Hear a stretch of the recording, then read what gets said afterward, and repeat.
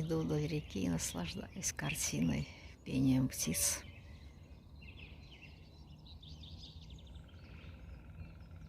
В общем, оживающей природой, понимаете, оживающей к расцветанию.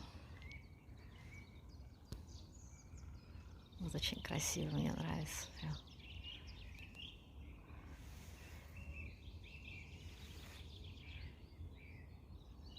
Слышите, птицы поют.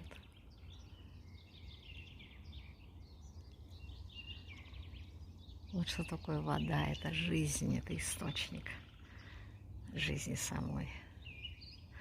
Ее надо беречь, ни в коем случае не загрязнять, а в лучшем случае чистить. Знаете, не там чисто, где убирают, а там, где не ссорят.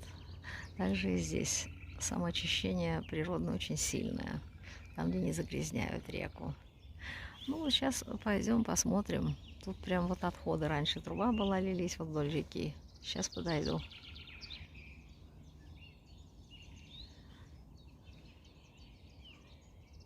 Лук. И так как коровьи лепешки, еще раз повторяю, встречаются, значит, здесь коров гоняют.